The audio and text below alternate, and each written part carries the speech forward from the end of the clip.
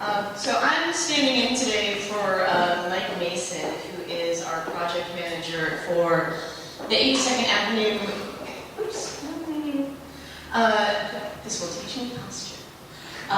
Who is the project manager for our 82nd Avenue implementation plan, which is a project that we started kicking off intensive outreach on last July, and have been working on scoping and are going to be kicking off basically a year-long planning process starting this March or April that's going to be really a non-traditional plan for ODOT, looking at what are the focus areas on this corridor and identifying a fundable set of really focused projects that will help us to improve safety, beautify the corridor, make community desired improvements, and start to take a look at what a possible jurisdictional transfer might look like or mean on this corridor.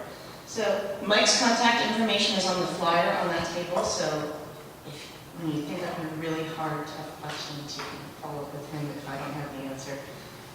So why is 82nd Avenue important from an active transportation perspective?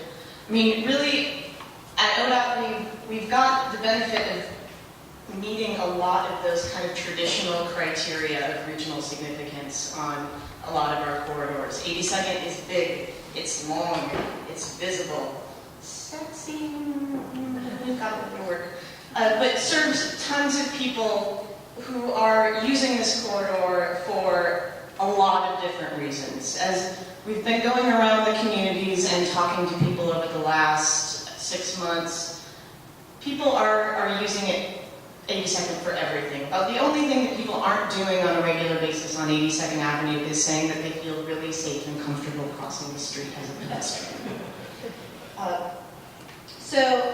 It was already mentioned in the introduction, 82nd is one of the busiest transit corridors in the region.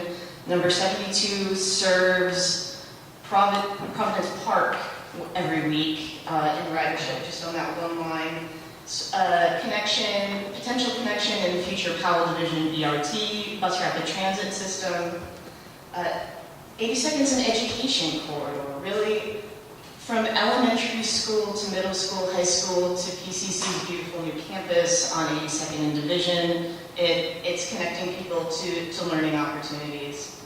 It's a main street for diverse and growing communities with shopping services from Foodbomb to Fred Meyer. Jade District has been a really blossoming partner along the corridor and is becoming an event center with things like the new night market that was wildly popular this summer. 82nd's a connector.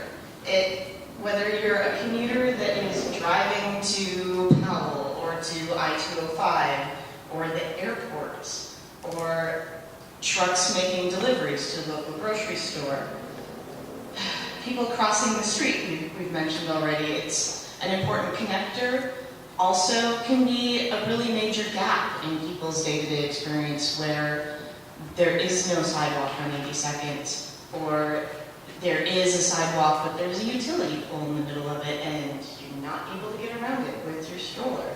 So we're working on some efforts at the region level to identify those gaps and start to prioritize them. Unfortunately, this corridor is also a place where many of our neighbors are involved in life-changing crashes.